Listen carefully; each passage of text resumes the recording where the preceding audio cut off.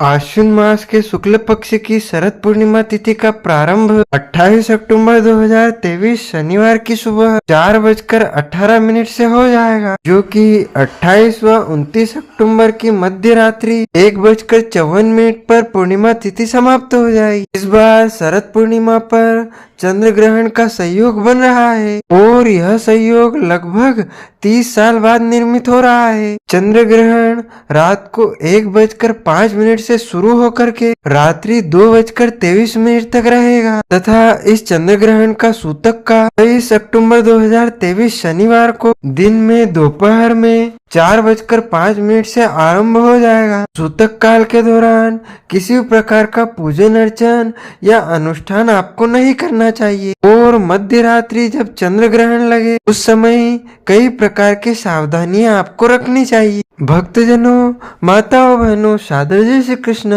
सबसे पहले आपको और आपके पूरे परिवार को शरद पूर्णिमा की बहुत बहुत शुभकामनाएं एवं बधाइयां। माता लक्ष्मी जी का भरपूर आशीर्वाद आप सभी के जीवन पर सदैव बना रहे। आप सभी सुखी रहें, स्वस्थ रहें, व्यस्त रहें और मस्त रहें, निरंतर उन्नति तथा प्रगति को प्राप्त करते रहें। आज हम आप सभी को बताने जा रहे हैं कि इस बार शरद पूर्णिमा के महापर्व पर चंद्र ग्रहण लगने जा रहा है, तो चंद्र ग्रहण का समय कब से कब तक रहेगा तथा व्रत की पूर्णिमा कब रहेगी, कार्तिक स्नान आपको कब से प्रारंभ करना चाहिए, शरद पूर्णिमा का पूजन अर्चन, सत्यनारायण की कथा ग्रहण के दौरान कब करना चाहिए और कब नहीं करना चाहिए। साथ ही आपको यह भी बताएंगे कि ग्रहण में कौन कौन से नियमों का पालन आपको करना चाहिए, गर्भवती महिलाओं को इस दौरान क्या करना चाहिए और क्या नहीं करना चाहिए। यह संपूर्ण जानकारी यदि आप प्राप्त करना चाहते हैं तो इस वीडियो में अंत तक बने रहिए और देखने के बाद शेयर भी कर दीजिएगा। साथ ही अधिक से अधिक इस वीडियो को लाइक कर दीजिएगा ताकि अधिक से अधिक लोगों तक यह वीडियो पहुंच सके और सही जानकारी उनको प्राप्त हो सके। शरद पूर्णिमा की रात्रि चंद्रमा अपनी 64 कलाओं के साथ पृथ्वी पर अमृत की बरसात करते हैं और माता महालक्ष्मी जी पृथ्वी पर आकर देखती है कि कौन कौन जाग रहा है। जो जागता है उनका घर धन से भर देती है। इसीलिए शरद पूर्णिमा को कोजागर पूर्णिमा भी कहा गया है। इसे कोजागर व्रत के नाम से भी जाना जाता है। इस बार स्नान दान व्रत की कोजागरी पूर्णिमा शरद पूर्णिमा की रात में खग्रास्त यानी कि पूर्ण चंद्र ग्रहण लगने जा रहा है। यह ग्रहण रात्रि 1:05 से 2:23 तक रहेगा, यानी 28 और 29 अक्टूबर की शनिवार और रविवार की मध्य रात्रि 1:05 से यह ग्रहण आरंभ हो जाएगा, जो कि 2:23 तक रहेगा। इस चंद्र ग्रहण की कुल अवधि 1 घंटा 18 मिनट रहेगी तथा इस ग्रहण का सूतक का ग्रहण शुरू होने के 9 घंटे पहले यानी 28 अक्टूबर 2023 शनिवार को दिन में दोपहर के बाद 4:05 के बाद से सूतक लग जाएगा। इस दिन सूतक लगने से पहले यदि संभव हो तो खीर बना करके आपको रख लेना चाहिए और उसमें कुसा या तुलसी जी के पत्ते डाल करके ठाकुर जी के मंदिर में देव स्थान ढक करके उसे रख देना चाहिए, क्योंकि ग्रहण के दौरान कोई भी वस्तु खुली नहीं रखना चाहिए। ग्रहण के दौरान चंद्रमा से अमृत नहीं बल्कि विष की बरसात होती है। इसीलिए कहा गया है कि चंद्रमा की रोशनी में इस दौरान किसी को भी जाना नहीं चाहिए और खाने पीने की वस्तु खुली नहीं रखना चाहिए। यदि आप खाने पीने की वस्तुओं में कुशा या तुलसी जी का पत्ता रख देंगे तो वह वस्तु प्रदूषित नहीं होगी, दूषित नहीं होगी तथा ग्रहण समाप्त होने के बाद चंद्रमा की रोशनी में खीर को रख करके उस प्रसाद का वितरण करना चाहिए। शरद पूर्णिमा को होने वाला चंद्र ग्रहण भारत समेत दुनिया के अधिकांश देशों में दिखाई देगा। इस चंद्र ग्रहण को ब्लड मून भी कहा जा रहा है, क्योंकि ग्रहण के दौरान एक अवस्था में पहुंचने पर चंद्रमा का रंग खून की तरह लाल हो जाएगा। यह खगोलीय घटना है, ज्योतिषी घटना है, जिसमें चंद्रमा धरती के अत्यधिक करीब दिखाई देगा। यह खग्रास चंद्र ग्रहण अश्विनी नक्षत्र तथा मेष राशि में लगने जा रहा है। जिन लोगों का अश्विनी नक्षत्र में जन्म है या जन्म राशि जिनकी मेष है या जिनकी लग्न मेष है के लिए यह ग्रहण अत्यंत अशुभ फल देने वाला होगा। मिथुन, कर्क, वृश्चिक व कुंभ राशि वालों के लिए यह ग्रहण शुभ फल देने वाला होगा। इन लोगों को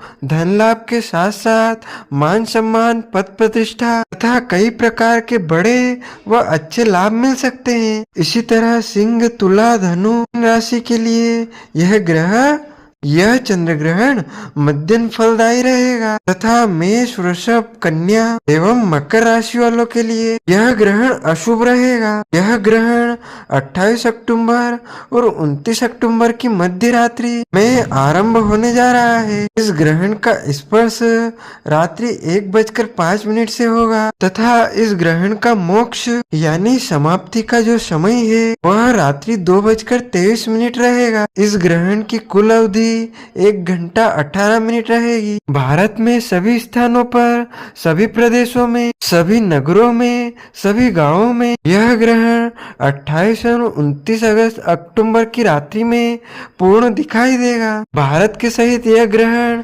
England, Denmark, Sri Lanka, Syria, Nepal, Poland, Philippines, Australia, Europe, America, उत्तर और दक्षिण अमेरिका में दिखाई देगा। अफ्रीका, रूस, अरब देशों में एवं दक्षिण पश्चिम एशिया सहित विश्व के कई देशों में यह चंद्र ग्रहण पूर्ण रूप से दिखाई देगा। ज्योतिष शास्त्र के अनुसार इस खग्रास चंद्र ग्रहण का सूतक समय आषाढ़ मास के शुक्ल पक्ष की पूर्णिमा तिथि 28 अक्टूबर 2023 को ग्रहण प्रारंभ होने के 3 प्रहर यानी 9 घंटा पहले ही लग जाएगा। 28 अक्टूबर शनिवार को दोपहर 4:05 से सूतक आरंभ हो जाएगा जो कि ग्रहण समाप्ति पर ही समाप्त होगा। सूतक लगने के बाद कुछ भी खाना पीना वर्जित रहता है। रोगी, बच्चे, वृद्ध और गर्भवती स्त्रियां सूतक के दौरान खाना पीना कर सकती है। उनके लिए कठोर नियम नहीं रहेंगे, लेकिन ग्रहण के दौरान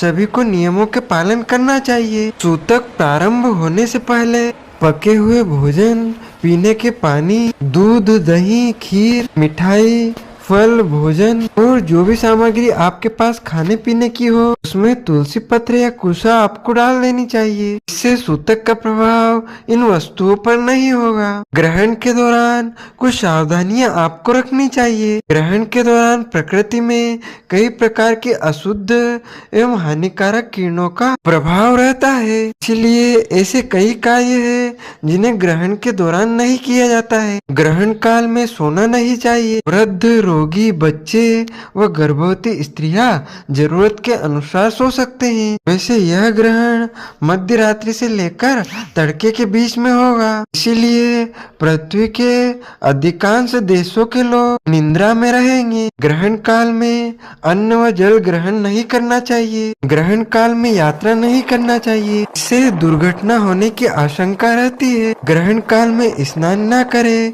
ग्रहण समाप्त होने के बाद ही आपको स्नान करना चाहिए। ग्रहण को खुली आंखों से नहीं देखना चाहिए। ग्रहण काल के दौरान मंत्र जाप, सिद्धि साधना या कोई भी विशेष मंत्र की सिद्धि के लिए उसका अधिक से अधिक आप जाप या पाठ कर सकते हैं। ग्रहण काल के दौरान किसी भी मनुष्य को अपने देवी देवताओं को स्पर्श नहीं करना चाहिए। ग्रहण के दौरान घर के मंदिर के पट बंद करके रखना चाहिए। जैसे ही सूतक लगे वैसे ही अपने घर के मंदिर के आपको पट बंद कर देना चाहिए। यानी आपके घर भी यदि कोई देव स्थान है, मंदिर है, तो वहाँ पर आपको पर्दा लगा कर रखना चाहिए। ग्रहण का जो सूतक होता है वह भी अशुद्ध समय माना जाता है तथा ग्रहण का जो समय होता है वह भी अशुद्ध समय माना जाता है। इस दौरान हमको भगवान को स्पर्श नहीं करना चाहिए, भगवान को छूना नहीं चाहिए और ग्रहण जब समाप्त हो जाए उसके बाद स्नान करके ही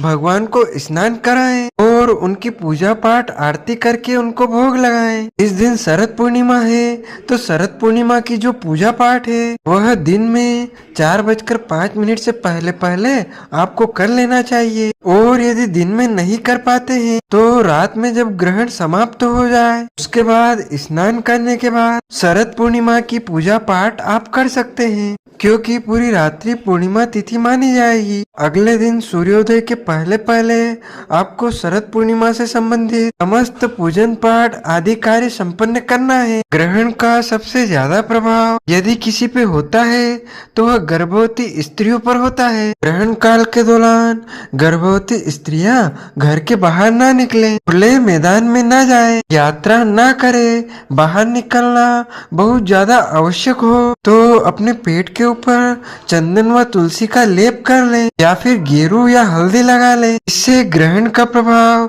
गर्भस्थ शिशु पर नहीं होगा। ग्रहण के दौरान यदि खाना पीना जरूरी हो तो सिर्फ खान पान की उन्हीं वस्तुओं का उपयोग करें इनमें सूतक लगने से पहले आपने तुलसी जी का पत्ता या कुसा डाला हो। वैसे तो ग्रहण के दौरान सभी चीजों को खाना पीना वर्जित माना गया है, लेकिन यदि बहुत आवश्यक हो तो जल में या किसी भी फल के रस में तुलसी जी का पत्ता यदि आपने पहले से डाल दिया है तो उसको आप पी सकते हैं, कोई दोष नहीं लगेगा। गर्भवती स्त्रियां ग्रहण के दौरान चाकू, छुरी, ब्लेड, कैंची, हंसिया, कुल्हाड़ी जैसी काटने की चीजों का या धारदार वस्तुओं का बिल्कुल प्रयोग न करें। सुई में धागा न पिरोएं, सुई धागा से सिलाई भी बिल्कुल ना करें, इससे गर्भ में पल रहे बच्चों के अंगों में विपरीत प्रभाव होता है। ग्रहण काल के दौरान भगवान का नाम स्मरण सभी को करना चाहिए। अधिक से अधिक भगवान का नाम जपेंगे उतना ही आपको अधिक से अधिक पुण्य फल प्राप्त होगा। चंद्र ग्रहण के दौरान राहु और केतु चंद्रमा को ग्रसित करेंगे, ऐसे में चंद्रमा कष्टमय स्थिति में रहेंगे। तो जब आप भगवान का स्मरण करेंगे, भगवान के मंत्रों का जाप करेंगे तो उनको कष्ट से मुक्ति मिलेगी और आपका मन चाहा कार्य पूर्ण हो जाएगा। यदि ग्रहण के दौरान कोई भी मनुष्य अपने इष्ट मंत्र या गुरु मंत्र का जाप करता है तो निश्चय ही वह मंत्र सिद्ध हो जाता है तथा उसके जीवन की सारी इच्छाएं पूर्ण हो जाती है। एक कुसा के या कंबल के आसन पर बैठ करके ग्रहण लगने के पहले स्नान करके तुलसी जी की माला से या रुद्राक्ष की माला से या स्फटिक की माला से या कमल गट्टे की माला से आप मंत्र जाप आरंभ कर दें। लेकिन ध्यान रखें, आपको ग्रहण के दौरान भगवान को छूना नहीं चाहिए, स्पर्श नहीं करना चाहिए। आप पूर्व दिशा में मुंह करके या उत्तर दिशा में ही मुंह करके मंत्र जाप करें। ग्रहण के दौरान जो भी मनुष्य मंत्र जाप करता है, सिद्धि साधना करता है, उपाय करता है, उसके जीवन में जो भी इच्छाएं होती है वह पूर्ण हो जाती है। साथ ही एक सरल उपाय है, यदि इसको आपने ग्रहण काल के दौरान कर लिया तो आपके घर में धन दौलत रुपये पैसों की कभी भी कमी नहीं आएगी। यह बहुत ही सरल व सटीक उपाय है, कई लोगों ने इसे आजमाया है। बड़े बड़े जो धनाढ्य लोग हैं, अमीर है, धन कुबेर है, उन्होंने भी इस उपाय को करके धन प्राप्ति की है, अपने जीवन की प्रगति की है। एक चांदी की कटोरी यदि आपके पास में है और चांदी की कटोरी नहीं है तो आप मिट्टी का दीपक ले लीजिएगा या फिर पीतल का कोई भी बर्तन ले लीजिएगा। पीतल की कटोरी या पीतल का लोटा होना चाहिए या पीतल की थाली भी चलेगी। उसमें थोड़ा सा गंगा जल और दूध आपको डालना है तथा उसमें एक चांदी का टुकड़ा आपको डाल देना चाहिए। ग्रहण जैसे ही प्रारंभ हो उसके पहले आपको डाल करके अपने घर में किसी भी सुरक्षित स्थान पर रख देना चाहिए और ग्रहण समाप्ति के बाद उस चांदी के टुकड़े को शुद्ध जल गंगा जल से अच्छी प्रकार से धो करके आपको अपनी तिजोरी में, लॉकर में, धन रखने के स्थान पर या जहाँ पर आपका व्यापार व्यवसाय या कार्य क्षेत्र है वहाँ पर रख देना चाहिए। ऐसा करने से आपके घर में धन की कमी नहीं आएगी, आपके घर में अष्ट लक्ष्मी का निवास होगा और आपके घर में दसों दिशाओं से अपार धन की प्राप्ति होगी। आपके घर में रुपए पैसों की कभी भी कोई कमी नहीं आएगी। बस इस उपाय को आपको ग्रहण काल के दौरान अवश्य कर लेना चाहिए। ग्रहण शुरू होने से पहले इसको आप कभी भी रख देंगे तो निश्चित तौर पर आपके घर में अपार धन की प्राप्ति होगी और और जिस जल में आपने रखा था उस जल को ग्रहण समाप्त होने के बाद किसी भी गमले में आपको डाल देना चाहिए। लेकिन ध्यान रखें, तुलसी जी के क्यारे में, तुलसी चौरे में उस जल को आपको नहीं डालना है। अन्य किसी भी पेड़ पौधों में, गमलों में उस जल को आपको डाल देना चाहिए। सभी को ग्रहण समाप्ति के बाद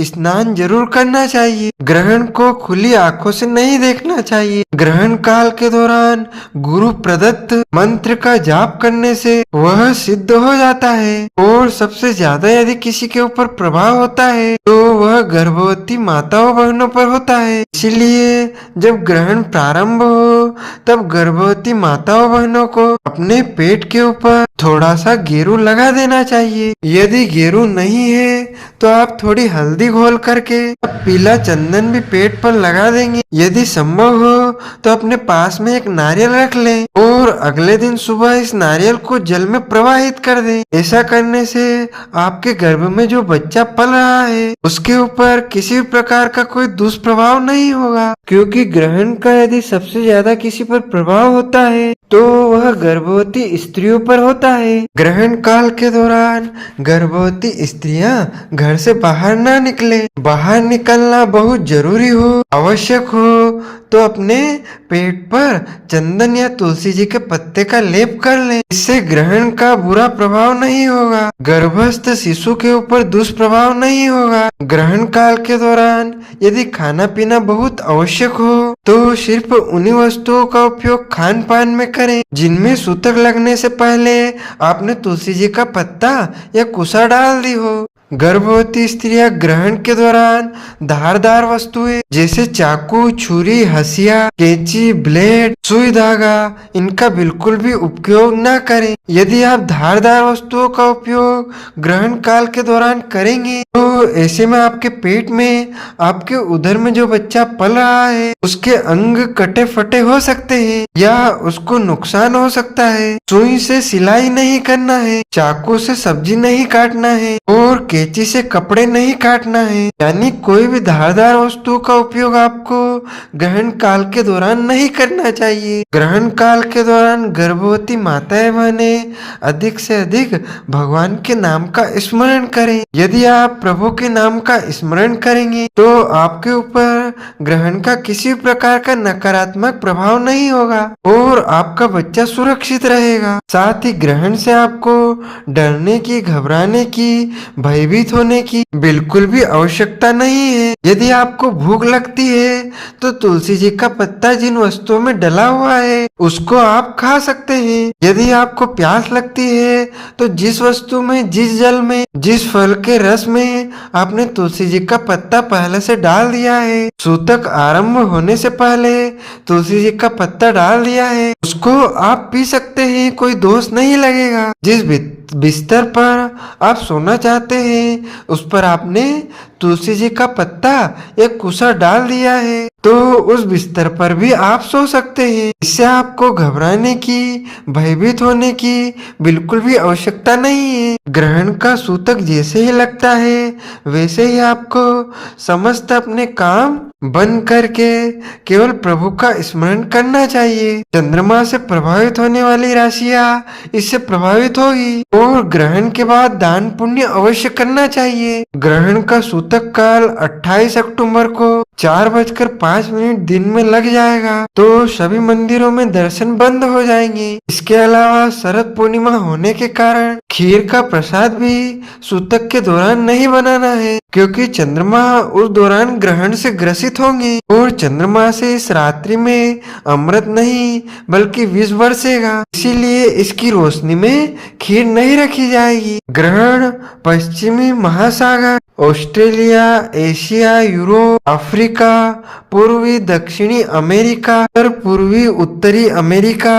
अटलांटिक महासागर, हिंद महासागर और दक्षिण प्रशांत महासागर में विशेष रूप से दिखाई देगा। भारत में यह चंद्र ग्रहण सभी शहरों में दिखाई देगा और विशेष करके दिल्ली, गुवाहाटी, उदयपुर, उज्जैन, बड़ोदरा, भोपाल, वाराणसी, प्रयागराज, चेन्नई, हरिद्वार, द्वारका, मथुरा, हिसार, बरेली, कानपुर, आगरा, रेवाड़ी, अजमेर, सूरत, अमृतसर, बेंगलोर, भुवनेश्वर, चंडीगढ़, देहरादून, लुधियाना, जयपुर, जम्मू, कोल्हापुर, कोलकाता और लखनऊ, मदुरै, मुंबई, नागपुर, पटना, रायपुर, राजकोट, रांची, शिमला, सिलचर समेत भारत के कई हिस्सों में यह चंद्र ग्रहण पूर्ण रूप से दिखाई देगा। पूर्ण चंद्र ग्रहण आधी रात के आसपास संपूर्ण भारत में दिखाई देगा। खगोल शास्त्र के अनुसार चंद्र ग्रहण पूर्णिमा की रात्रि में होता है। ज्योतिष शास्त्र के अनुसार यदि देखा जाए तो राहु और केतु जब चंद्रमा को ग्रसित करते हैं तब चंद्र ग्रहण होता है, क्योंकि जब सभी देवताओं और दानवों में मिलकर के समुद्र मंथन किया था और समुद्र मंथन से 14 रत्नों की उत्पत्ति हुई थी। उसमें से अमृत का कलश लेकर भगवान धन्वंतरी जब प्रकट हुए थे तो देवताओं और दानवों के बीच में विवाद हो गया था और इस विवाद को सुलझाने के लिए भगवान श्री हरि विष्णु ने मोहिनी का रूप धारण किया तथा एक पंक्ति में उन्होंने देवताओं को बिठा दिया और दूसरी पंक्ति में दानवों को बिठा दिया और उनके ऊपर अपनी मोहिनी विद्या चला दी। तो सारे देवता और मानव प्रभु की माया से मोहित हो गए थे। तब देवताओं की पंक्ति में राहु नामक दैत्य आकर बैठ गया। जब भगवान श्री हरि विष्णु मोहिनी स्वरूप अमृत का वितरण कर रहे थे तो राहु नामक दैत्य ने देवताओं की पंक्ति में बैठ करके छल कपट से अमृत पी लिया और वह अमर हो गया। सूर्य तथा चंद्रमा ने भगवान नारायण से उसकी शिकायत कर दी कि हे प्रभु, यह राहु छलिया दैत्य देवताओं की पंक्ति में बैठ करके अमृत का पान कर लिया है। तब भगवान नारायण कुपित हो गए, क्रोधित हो गए और उन्होंने अपने सुदर्शन नामक चक्र से राहु नामक दैत्य के 2 टुकड़े कर दिए। उसका धड़ अलग गिरा तथा उसका मस्तक अलग गिरा, 2 टुकड़े हो गए। हालांकि उसने अमृत का पान कर लिया है, अब वह अमर हो चुका है। तो ऐसे में प्रभु ने उसको वरदान दिया कि अब से तुम राहु और केतु नामक 2 ग्रह स्थापित हो जाओगे। उसके पहले 7 ग्रह थे, उसके बाद जैसे ही राहु और केतु बने तब से हम 9 ग्रहों का नाम लेते हैं और भगवान ने उसको 9 ग्रह के रूप में स्थापित कर दिया। तथा सूर्य तथा चंद्रमा ने जब राहु और केतु की शिकायत कर दी थी तो इससे कुपित होकर के समय समय पर अमावस्या के दिन सूर्य ग्रहण के रूप में राहु और केतु ग्रसित करते हैं। वहीं पूर्णिमा के दिन चंद्रमा को राहु और केतु ग्रसित करते हैं। इसी अवस्था को ग्रहण की अवस्था माना जाता है। इस दौरान चंद्रमा बहुत ही ज्यादा कष्टमय स्थिति में रहते हैं। सारे देवी देवता कष्टमय स्थिति में रहते हैं। तो जब हम ग्रहण के दौरान प्रभु का स्मरण करते हैं, भगवान के नामों का जाप करते हैं, भगवत भजन करते हैं, मंत्र जाप करते हैं, सिद्धि साधना करते हैं, उपाय करते हैं, तो प्रभु को प्रसन्नता मिलती है और वह हमें मनचाहा फल अवश्य ही प्रदान कर देते हैं। वैसे अगर हम खगोल शास्त्र वैज्ञानिकों की बात की जाए तो पृथ्वी चंद्रमा और सूर्य के ठीक बीच में स्थित होती है। तो पृथ्वी की छाया चंद्रमा की सतह पर पहुंचती है, जिससे चंद्रमा की सतह धुंधली हो जाती है और कभी कभी कुछ देर के लिए चंद्रमा की सतह पूरी लाल हो जाती है। प्रत्येक चंद्र ग्रहण पृथ्वी के आधे भाग से दिखाई देता है। चंद्र ग्रहण के समय चंद्रमा का जो रंग होता है वह पूरी तरीके से धुंधला हो जाता है और इस अवस्था को ही ग्रहण काल माना जाता है। तो ग्रहण काल के दौरान सभी मनुष्य को बहुत सी सावधानी रखने की आवश्यकता होती है, क्योंकि यद ब्रह्मांडे तत्पिंडे, ब्रह्मांड में होने वाली प्रत्येक घटना का असर प्रत्येक शरीर पर यानी पिंड पर होता है। इस दिन चंद्रोदय का जो समय है वह शाम को 5:20 रहेगा और लक्ष्मी पूजा का विशेष समय रहेगा, क्योंकि शरद पूर्णिमा पर लक्ष्मी पूजा की जाती है और लक्ष्मी पूजा रात के समय ही की जाती है। अब ऐसे में ग्रहण का सूतक तो 28 अक्टूबर दिन में 4:05 पर लग जाएगा, जो कि ग्रहण समाप्ति यानी रात को 2:23 पर ग्रहण का सूतक समाप्त होगा। ऐसे में शरद पूर्णिमा की जो लक्ष्मी पूजा है वह आपको ग्रहण समाप्ति के बाद ही करना चाहिए, यानी 28-29 अक्टूबर की मध्य रात्रि 2:23 पर जब चंद्र ग्रहण समाप्त हो जाए उसके बाद आप लक्ष्मी पूजा करें। और यदि आप दिन में करना चाहते हैं तो आप 28 अक्टूबर को जब सूतक प्रारंभ हो यानी 28 अक्टूबर को 4:05 से पहले पहले पूजन अर्चन कर लेंगे तो अति उत्तम रहेगा। शरद पूर्णिमा के दिन बुधादित्य योग निर्मित हो रहा है, त्रिग्रही योग बन रहा है, गज केसरी योग बन रहा है, शश योग और रवि योग भी निर्मित हो रहा है। साथ ही इस दिन सिद्धि योग भी बन रहा है। ये 6 प्रकार के शुभ योग में माँ लक्ष्मी का आगमन पृथ्वी पर होगा। ऐसे में व्रती को पूजा का विशेष लाभ मिलेगा। शरद पूर्णिमा आरोग्य, धन, सुख, संपदा प्राप्ति के लिए सबसे विशेष पूर्णिमा मानी जाती है। शरद पूर्णिमा पर माँ लक्ष्मी का पृथ्वी पर आगमन होने से भक्तों को धन धान्य से पूर्ण रहने का आशीर्वाद मिलता है। वहीं इस दिन चंद्रमा की किरणें अमृत की वर्षा करते हैं, जो स्वास्थ्य के लिए औषधि का काम करती है। यही वजह है कि शरद पूर्णिमा की रात चांद की रोशनी में खीर रखी जाती है और फिर इसका सेवन किया जाता है। यह खीर अमृत के समान हो जाती है। मानसिक शांति के लिए इस दिन चंद्रमा की पूजा अचूक मानी गई है। इस रात्रि में भगवान श्री कृष्ण ने गोपियों संग महारास रचाया था, जिसे देखने के लिए मनुष्य ही क्या देवी देवता भी विवश हो गए थे। शरद पूर्णिमा के दिन प्रभु ने महारास किया था। शरद पूर्णिमा के दिन माँ लक्ष्मी समुद्र मंथन से उत्पन्न हुई थी। लक्ष्मी इस रात्रि पृथ्वी पर विचरण करने आती है। शरद पूर्णिमा पर निशिता काल में देवी को खीर का भोग लगाने से आर्थिक सुख में वृद्धि होती है, लेकिन इस बार शरद पूर्णिमा के रात चंद्र ग्रहण लग रहा है। ऐसे में ग्रहण के बाद यानी 29 अक्टूबर की रात को 2:23 के बाद ही देवी जी की पूजा अर्चना करनी चाहिए। शरद पूर्णिमा पर माँ लक्ष्मी जी को पान के 5 पत्ते उनके चरणों में अर्पण करें और अगले दिन इन पान के पत्तों को आप सुखा करके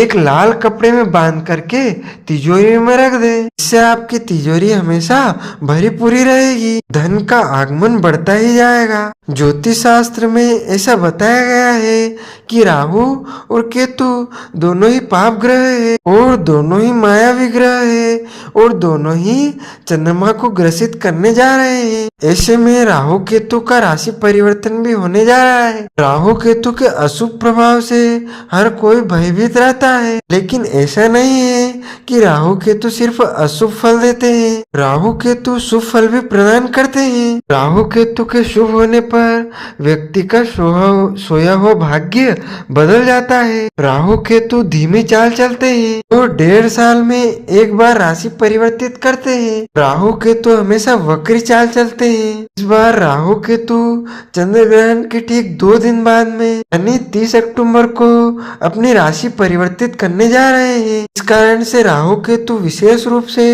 कुछ राशियों पर खुश होने जा रहे हैं। इस दिन राहु मीन राशि में प्रवेश करेंगे और केतु कन्या राशि में प्रवेश कर जाएंगे। राहु केतु की चाल बदलते ही कुछ राशियों के अच्छे दिन की शुरुआत हो जाएगी। राहु केतु की चाल बदलने से इन राशियों को जबरदस्त फायदा होगा। हालांकि ग्रहण का जो विपरीत प्रभाव है वह भी इस राशि परिवर्तन के कारण समाप्त हो जाएगा और उनमें सबसे पहली राशि है मेष राशि। मेष राशि वालों पर ग्रहण के तुरंत बाद राहु और केतु बहुत अधिक खुश होने वाले हैं, बहुत अधिक प्रसन्न होने वाले हैं। मेष राशि वालों को शुभ परिणाम प्राप्त होंगे, धन लाभ होगा, आध्यात्मिक और धार्मिक कार्यों में इनको हिस्सा लेने का अवसर मिलेगा। भूमि भवन वाहन का फायदा होगा, नौकरी और व्यापार में तरक्की मिलेगी, रुका हुआ पैसा मिलेगा, शेयर बाजार, लॉटरी या अचानक धन की प्राप्ति होगी। वैवाहिक जीवन सुखमय रहेगा, नया वाहन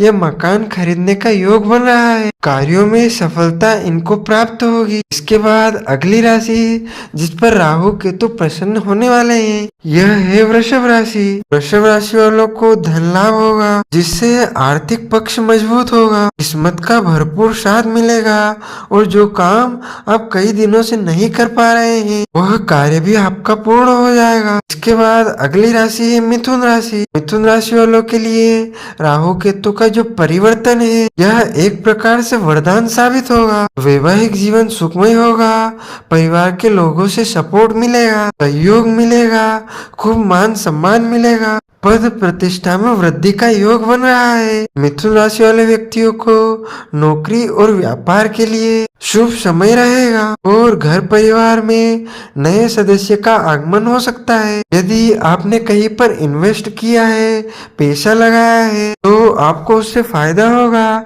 आपके द्वारा किए गए कार्यों की सराहना होगी, आपको नौकरी में पदोन्नति मिलेगी, आपको अच्छे अवसर प्राप्त होंगे। इस प्रकार इन राशियों पर राहु केतु सबसे ज्यादा व असरकारी व सबसे अच्छा फल देने वाले साबित होंगे तथा राहु केतु इनके ऊपर प्रसन्न होंगे।